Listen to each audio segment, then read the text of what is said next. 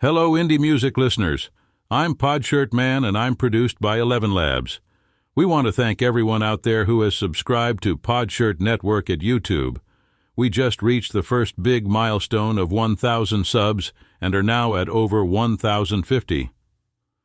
The other milestone is to tally up watch hours for our content. We ask our subs and all you new listeners to like, subscribe, and watch all of our video uploads for 4,000 straight hours, so we become a money-making channel. We also want to thank the Ad Council for 3 promo spots we will air in tonight's episode. Just a reminder that if you are listening to this on a podcast-only platform, you will hear this episode in 3 separate parts, to go along with the album party experience for Daily Workers Field Holler. If on YouTube, you will hear this episode in one whole piece. Now let's send it to the host, the Super Diesel Daniel Hood. Where's that 8-bit adventure intro from Fesleon Studios?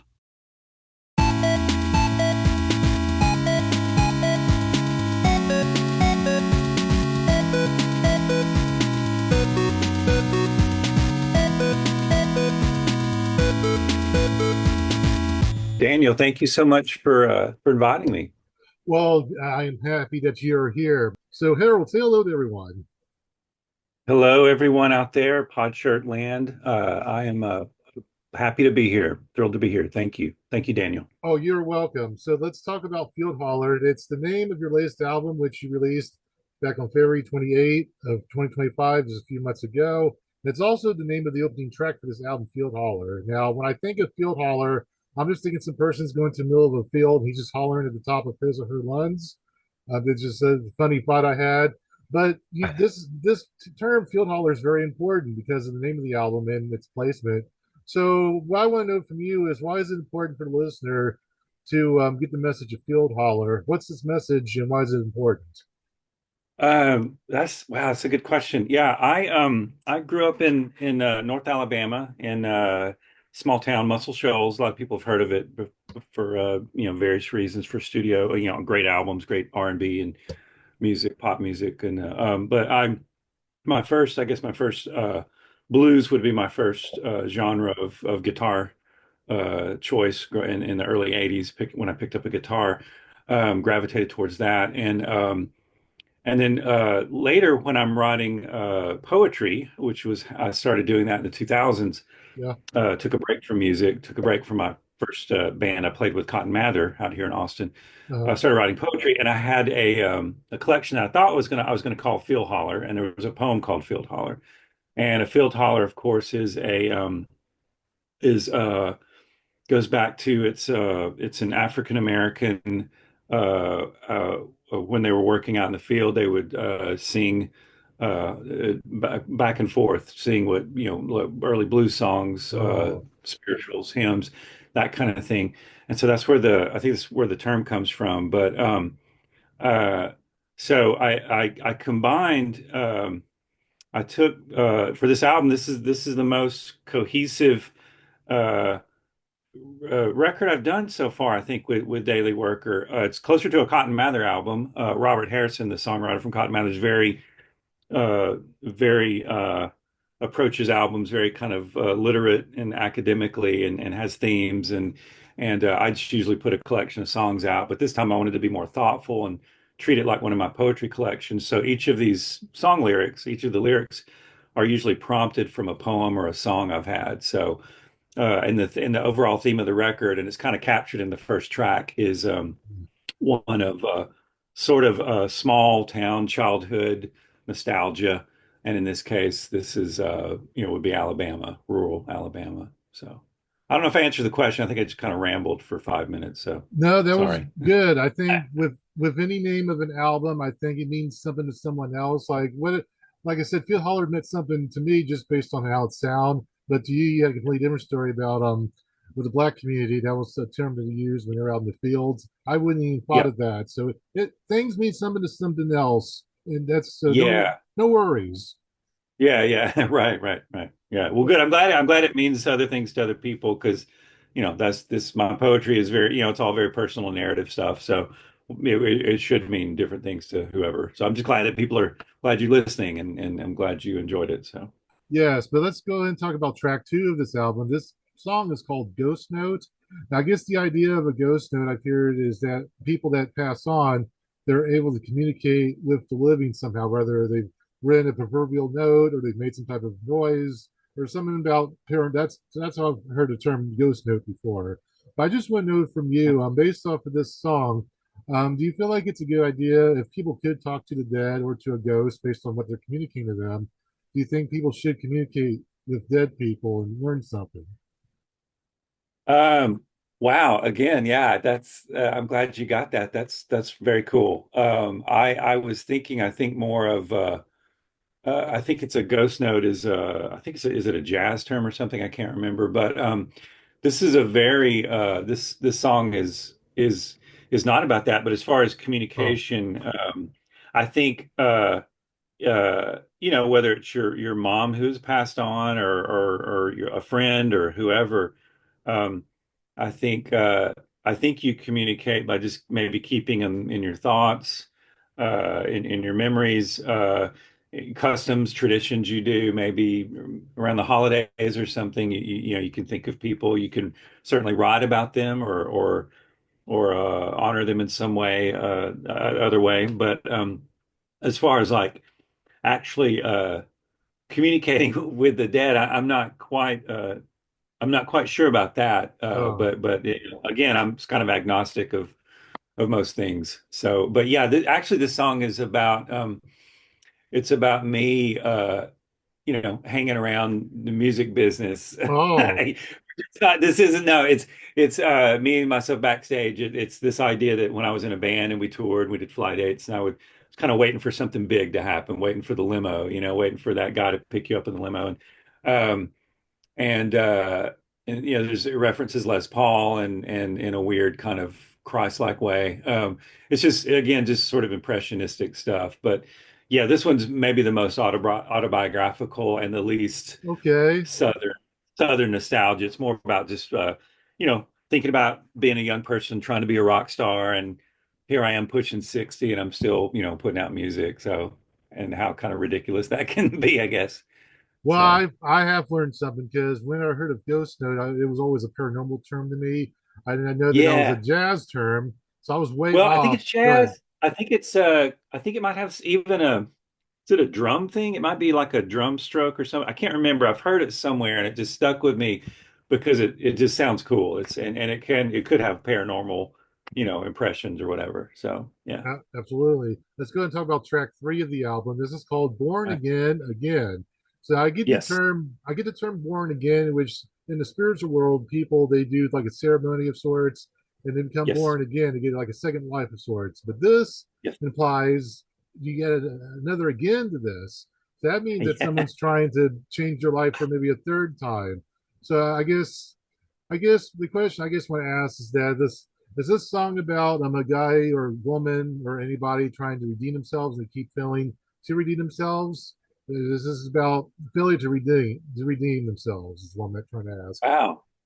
Daniel, that's it. Wow. Is that I correct? wish I had thought that's great. I wish I had thought this much about it. That is brilliant. All right. I'm gonna say yes. You no no. I wasn't thinking that, but I wish I had. That's wonderful because I guess that is to me. I was thinking again, growing up in a Methodist church in Alabama. My dad's a choir director, very involved in church, and there was this idea of people that would. Have to they would have backslid, you know, they and left Yeah, their yeah. I've heard that it term. becomes sin. Yes. They go to the altar again to become born again and then doing it over and over. And so it's a little snarky take on people, you know, having to get saved again over and over because they, you know, just can't, it doesn't stick with them. So Yes. again, this is from uh, a poem from my second collection, backmasking poetry collection, came out in 2013, I believe, 2014, and that was a title, and it was kind of like a title prompt, and some of the imagery in it is just again just Yes.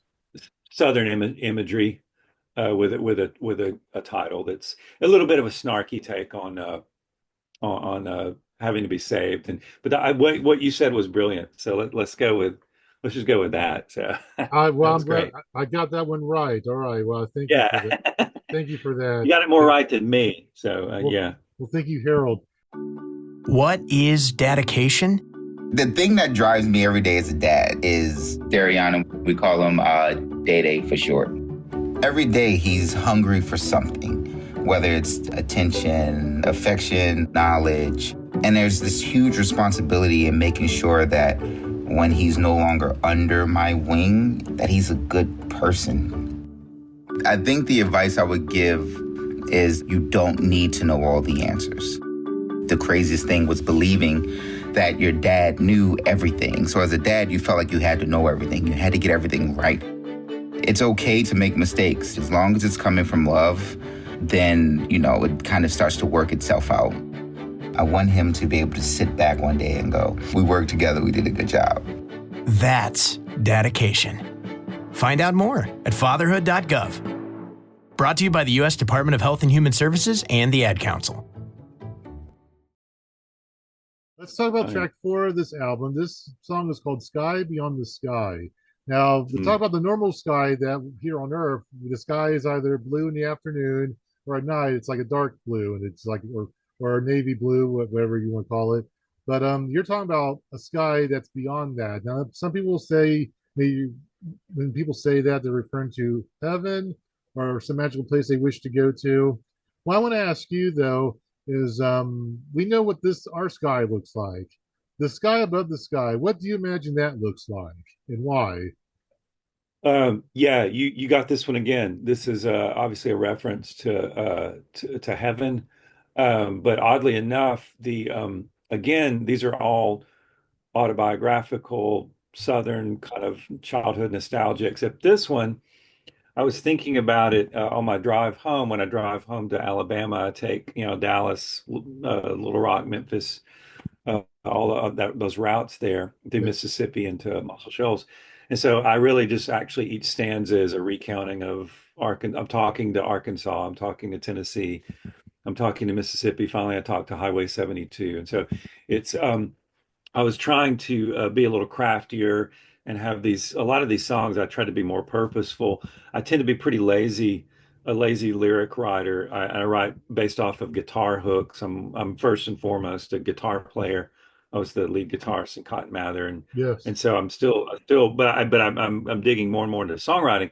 And this is an example of a song that I really tried to have more thought into it and more intent rather than just post-it note Kurt Cobain kind of, whatever rhymes, whatever first comes into the head. But yeah, definitely. I guess the title I think might be a prompt from one of my I think it might be a poem title. But yeah, Okay. it would be a reference to heaven, to the great whatever is above our sky that we can see. So All right. That's a good explanation. Let's go ahead and talk thank about track 5 of the album. This is called Broken Men. Now that definitely has a serious sound to that. To be broken, whether men or women. Ideally someone has gone through some type of bad ordeal in their life, tragedy, or they were abused. So, but I guess what I want to know from you is what's your in this song in particular, what's your definition of a man becoming broken? I guess I think I'm calling humans out. I'm calling everybody out. I mean, there's levels of it. Obviously, there's really, like you said, really abused people, hard times, people born into it, born into poverty, whatever, and all of that, and born in the, you know, whatever environment they're in. But I'm just kind of again being an agnostic. I'm playing along with my Christian upbringing Okay. and the idea of broken men being everybody. Everybody's broken in some way. So I'm calling myself out. See them on the morning train. Broken men. They're just it's everybody. It's all of us. All of us sad about something. All of us hurt about something. And there's a light. There's a light from within. Turn it on. Again, this is maybe the most intentioned kind of lyrically song I've written. It's the most uh, kind of influence from Cotton Mather songwriter Robert Harrison. So Yes. it's very much an intentional. I was trying to go for something I wouldn't say it's certainly not deep or heavy, but it's just this idea that we all have a light on, a light inside of us that we can draw from, and maybe that's what distinguishes it from looking to religion. But if you get your faith from a God or a purpose or faith, then that's your light is from that, then that's fantastic. So I think that's what that's trying to go for with that song. So Absolutely. It says, thank you for the explanation. I'm going to go ahead and talk about track number 6. It's called Delmar Overload. Now, I know what an overload is, but then you have Delmar in front of that. So I guess I want to know from you, I guess anyone that's listening to this, they'd want to know who or what is Delmar and why is it overload? yeah, this one is probably the lyrically is maybe the most sort of slapdash version of mostly things I do where I just play around with words. I'm very influenced by Southern poetry, whether it's Charles Wright or Frank Stanford, and so kind of impressionistic, odd poetry. Frank Stanford especially, and Dean Young, who was a poet here in Austin, passed away years ago, very Okay. influential on me. But actually, it's and I pronounce it Delmer. It's actually a little community where my family is from. In Northwest Alabama, just a Oh, tiny little podunk town in the hills. okay. And overload, I think I was thinking more about power overload. I don't know. This one is the most impressionistic and not exactly figured out. But I'm imagining driving through that part of Alabama. It's very rural. Delmer is just this place. It's this sort of mystical place for me. It's where I have, family buried. I've been at the little country cemeteries. And then the B verse and the chorus is just about living day to day, going through the days of the week. Come the weekend, Delmar Overload. I'm not sure what that chorus means, Delmar Overload. I wish I had a better explanation. I think it's just one of those things that sounded It sounds weird good. and good to me. Yeah. But that's absolutely fine. But I was just curious. I was looking up the term, and there are cities with that name. You said Delmer, I said Delmar, so it's like a tomato, Delmar, tomato. yeah, Delmar, yeah, but in Alabama it's Delmer, So which I it's think is a character. No, Oh Brother, Where Art Thou? I think that's one of the characters is Delmer. So that's how yes, I pronounce it. absolutely. So Well, thank you for the explanation. But let's go ahead and yeah, talk about track number 7. Now you have a track. This song is called "Mist and Mystery." Now, before I ask you about the song, what I think of this is, I mean, this is you kind of get that feeling of mist and mystery when you see this title. Like I imagine myself being in the jungle, and there's just a big mist, a very cloudy mist, bunch of trees, and then you dig through the trees, and then after you get walk through the forest a little bit, you find this mystery. And it's inside of a treasure chest. You open it, and it's a big pot of gold. So that's what I think of when I see mist and mystery. But I guess I want to ask you, in the context of the song that you perform, what's the mystery that should? Well, I guess no, I said it wrong. Do you want people to learn about this mystery in the song, or is it or did you want people to like come up with their own interpretation of what a mystery is within the song? yes, the second one, the latter. Yeah, Okay. I am all about mystery and questions and doubt, and I'm a Libra. I just became an agnostic, and I think there's this idea of searching that I prefer that, and I prefer obviously like any listener.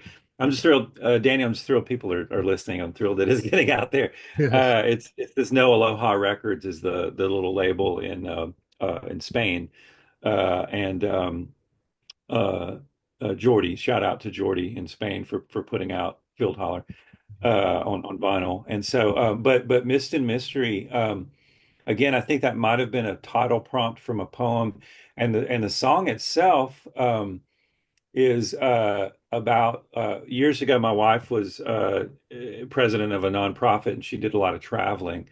And she was actually traveling more than me. I used to travel more with Cotton Mather and all that. But she was traveling all of a sudden, and so I'm finding myself at home alone. So it's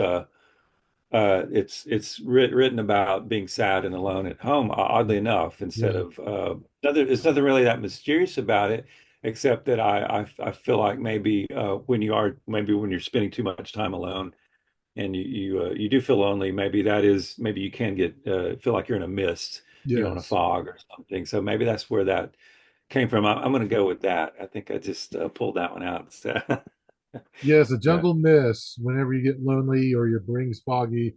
Yes. But also I do like your explanation about loneliness, which I actually didn't, so I learned something from you saying that because I didn't think the song would be about depression or loneliness. I guess it can be. And I think when I was younger, I dealt with depression, which I'm past that now. But Mhm. I can relate because that was a good way of putting it. Because when you're depressed, I think people are looking for answers, and sometimes you can't Yeah. find the answer, in which that is a mystery. And the Yeah. question, and then the other that leads you another question. Whenever you do you end up finding this mystery? Do you find out your answer, or do you never find out? Maybe no one ever tells you, or maybe you just make something up like well, there is no such thing as an answer. Maybe you do it yourself. It's a Yeah. DIY situation. So Right. Right. that's wonderful.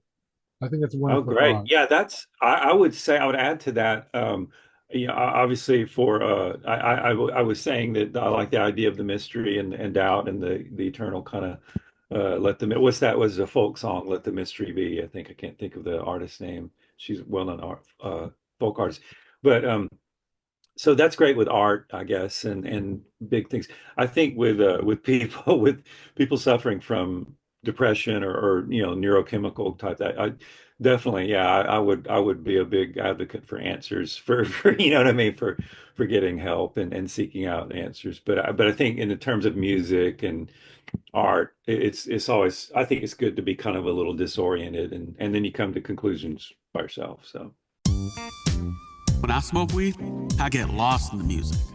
I like to isolate each instrument. The rhythmic bass, the harmonies on the piano, the sticky melody.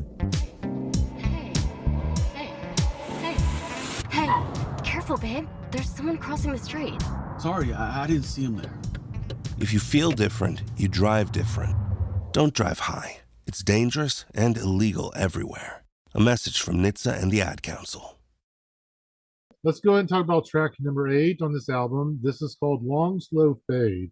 Now, when I see this term, I think of a dramatic movie coming to an end. You watch it and just slowly fades to black, and then you hit the credits, whether it's a drama or a horror. So that's why I think when I see that term. But for this song, I feel like maybe you're not talking about just a movie.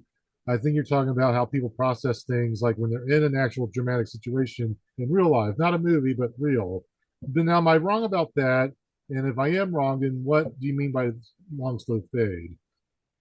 wow, again, Daniel, that's a way better interpretation than anything I could come to. I like that because I haven't thought about it because the song itself has this almost sort of Cajun sort of stomp to it, with Yeah, these weird like Robert Fripp type of guitar synth noises in it, and just a kind of a dumb 3 chord kind of indie rock song.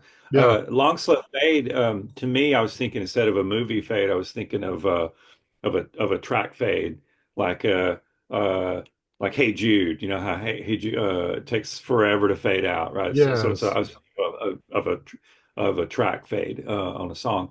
Um, but then it does again. There's a lot of geography in these. Bear Creek is a creek near my hometown, and my dad and I would fish there when I was a little kid. He had a little flat bottom boat, and we'd but this trying to flow my tears. Yeah, I guess maybe it is. My mom passed away in 2017, so I think some of this does have there's some sadness and grief and all in that. I didn't really think about that. Wow, that's this is good, man. This is good therapy. all So right. thank you. Well, Harold, I'm glad I could help. Yeah, absolutely. All right. So let's go and talk about track number 9. Now, this song is called Glory Land. Now, this could be another metaphor for heaven, or of course, it could be a place like Glory Land. That could be a name of an amusement park, even. It's very awesome sounding. It's a place that cheers people up. So I guess what I want to ask of you about in the context of this song is that why in Glory Land, why do people want to go to Glory Land? What's their reason they want to go? And should they and Well, I guess I'll ask that first. Yeah. So why do people want to go to Glory Land in this song? Yeah, yeah, you got it right first. It was, yeah, this one's the most kind of obvious sort of snarky take on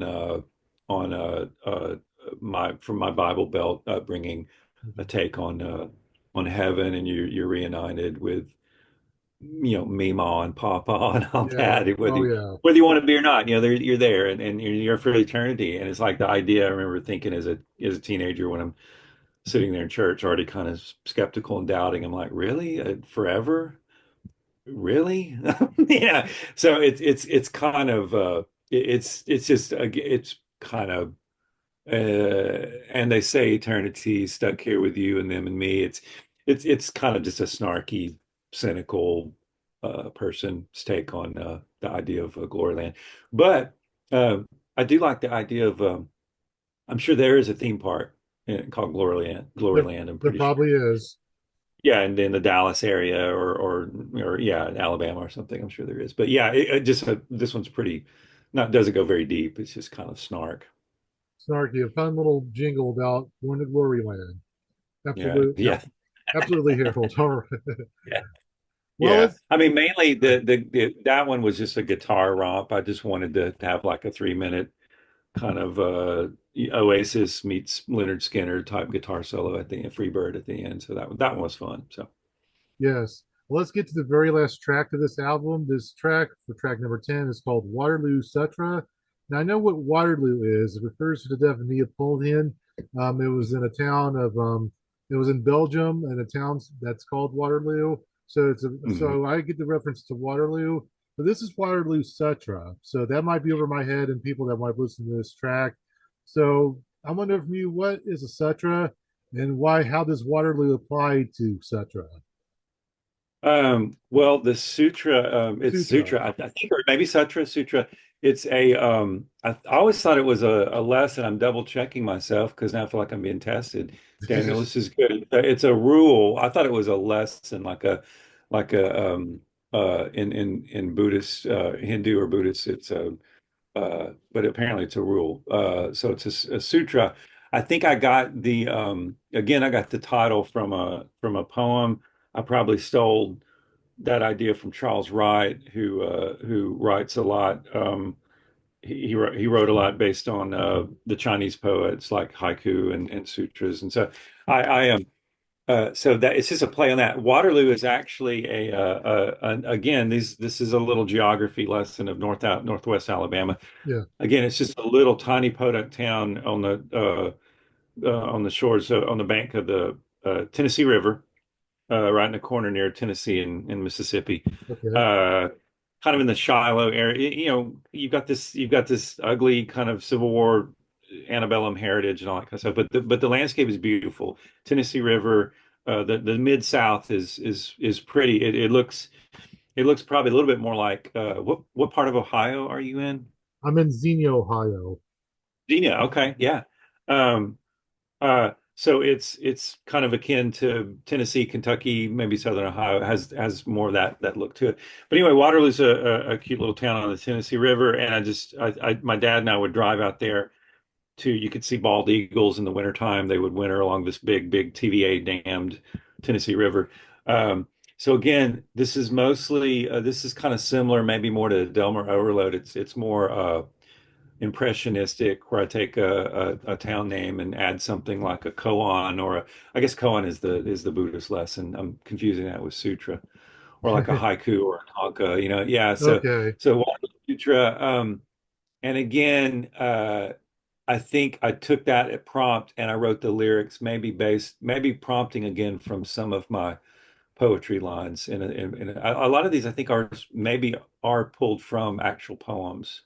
Um, but in this case, just I wanted it to match the music, which is a droning, kind of a raga sound. I play an electric sitar on it, and Okay. it's just I just wanted a very mellow kind of way atmospheric, uh, psychedelic almost way to end the record. This record that's been about kind of Americana type stuff. I wanted it to get a little weird. Well So then, again, not absolutely. not a big meaning in the lyrics there. I think I'm just playing with Okay. words. So. Well, then that one I have to ask this question because Waterloo, which I mentioned earlier, it is based off the death of Napoleon. Of course, the death means the end of something. Which I was thinking you put this at the end of the album. I was Yeah, part of me was thinking this related to Napoleon. So was this just yeah. coincidence that you put this at the end of the album then? That's great. I'm going to say yes. No, no, it just that was kind of happenstance. Yeah, I mean, obviously, yeah, the Napoleon reference, the Waterloo bit. Wow, maybe subliminally, subconsciously, I was doing it. But it was more about the way the song felt.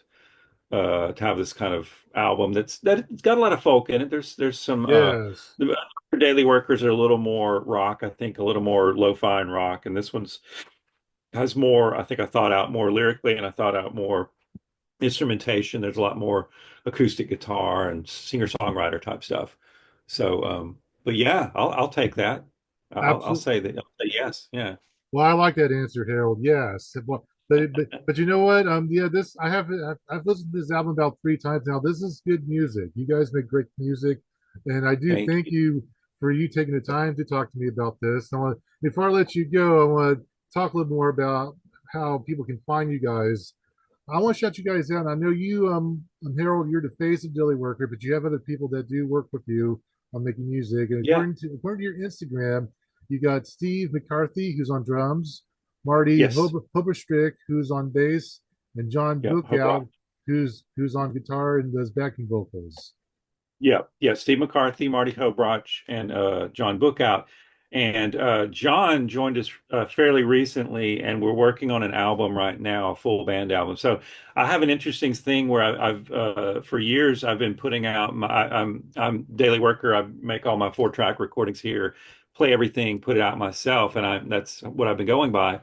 But so I've been doing that for I don't know 7, 8 years or so.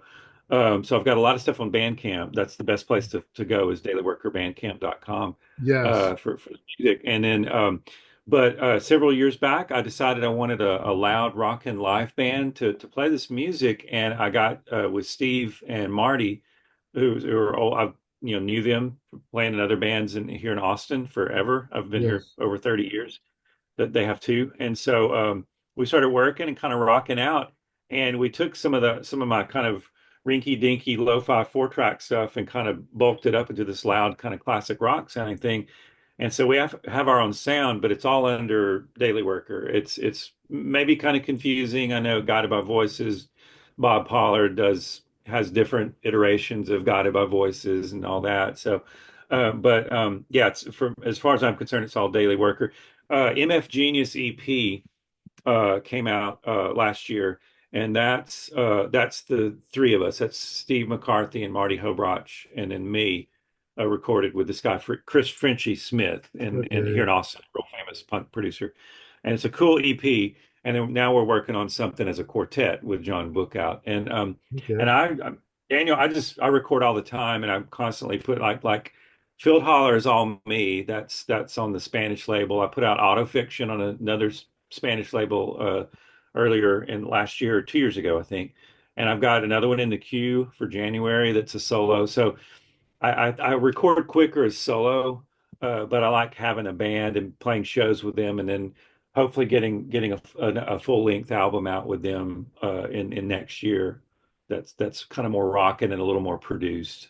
All right. So Harold, I got one more question for you before I let you go, as I got seven yes, minutes sir. left on this Zoom recording. So we're almost All right. done. But the way I found you, you guys performed at South by Southwest this year. That's one of the Yeah. biggest concerts in America and in the world. It's a big place, but I have never been. That's my on my bucket list to go to South by Southwest, and other people would like to go as well. Where when you guys performed, where I guess give a visual what this would look like. Were you guys at a bar like in the middle of Austin, Texas? Like when you guys performed, was it like a bar? Was it at a big concert venue? What does Austin, Texas look like for people that want to that have never been there before? Well, it's changed. When I moved here in 91, when I visited in the late 80s, it was just kind of a medium-sized college town that was the state capital, had some high-tech Dell computers everybody's heard of, and Texas Instruments was here before that in the 80s. So there was a little bit of a Silicon Hills type situation happening. Yeah, And then the government folks at the Capitol and then all sorts of folks here at UT, one of the biggest, like similar to Ohio State or Michigan in size as far as colleges. 500,000 people or so. Now it's well over 1 million, and it's filled in, and it's gone upwards with big buildings and condos Oh like a lot of yeah. other places. But it's really exploded, and it's not the same place, anymore. And my wife and I, when we retire, we both work at UT, Yes. and that'll be coming soon, and we'll probably leave. Not because I don't like big cities. I love big cities, but I like other big cities. I don't care. I don't care so much. But anyway, I don't want to grumble about Austin. It's a great place still. It's exciting. It's just kind of out of reach price wise for a lot of artists. They've had to leave and go to smaller places Yeah. to where they used to be able to live and work here. It's a big high tech international kind of city now, and it requires a lot of you either are grandfathered in because you've owned a house forever, but if you try to move here now, but as far as visiting, sure, South by is crazy. It's crowded. I think next year they're scaling it back. I think they're even scaling back some of the music portion of it. Its film is very big, and Yeah.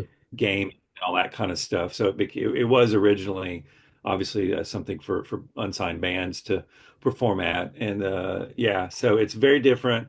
um, but we played this year. We played just a brew draft house brew pub kind of place on the east side. I did some solo daily worker shows around. Last year we probably played more. You can probably get more gigs playing the non-official showcases. There's always day parties and magazines show up Oh, and take oh, over a club or a taqueria or something, oh, and they'll right. book bands all day. Yeah, and then at night the showcases start like at 6 or 7, and then it's all official South by showcases. But with Cotton Mather, I played bigger venues back in the '90s and back in the 2000s. Um, Yeah. and I guess I would have played bigger venues then. Yeah, it was just a small place we played this year, but it was good. It was on flat local label Flack Records. Want to shout out Flack Records. Shannon, he's local. He does is very much into pressing up physical vinyl records and really good supporter of local music. He's been doing it for a long time, and we're proud to have the MF Genius EP is on Flack Records. He's got some great bands. So yeah, if you should come to it next year, it might be there might be a little bit less music and it might be more manageable. It might be easier to see more people. Well, If there's too much, you almost can't get, yeah. it's too much. You're missing. So, I don't know if but it'll be next year. It is definitely on my bucket list to go because there's a lot. I want to see the world. There's a bunch of things I want to see. So eventually, yeah, so it definitely won't be next year, but eventually, I yeah. definitely want to come out and yeah, it's awesome because yeah, I love indie music, which is why I do a show like this. And I've Right. made friends with a lot of local musicians, especially here in Ohio. A lot of them want to play South by Southwest.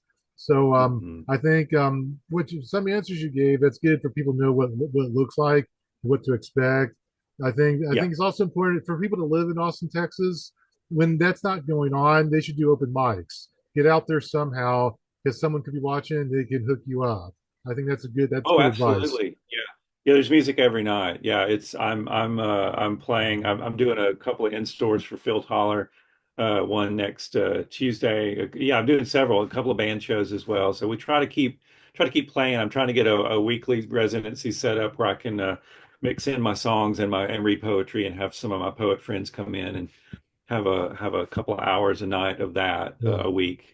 So yeah, it's still there's elements of old Austin that you can still plug into. It's just kind of harder to see for all the shiny condos and whatnot. But absolutely. yeah, Well, that is good to know, Harold. Harold, I gotta let you go. Thank you. I'll look forward to listening to this album once again. And Daniel, thank you so much for inviting me to this. I really enjoyed it. Great questions and it's great talking with you. I appreciate it, man. all right, thank you, Harold. You take care.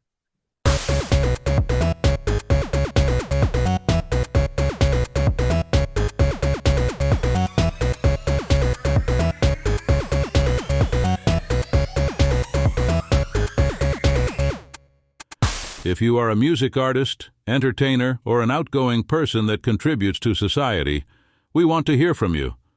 Please send an email to Daniel Hood at podshirtnetwork@gmail.com and either request to be involved with a future episode or invite Daniel to be on your show.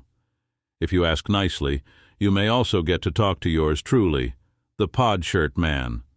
Please visit Daily Worker at their Spotify and rate them 5 stars. Until the next episode, remember that good music is not dead.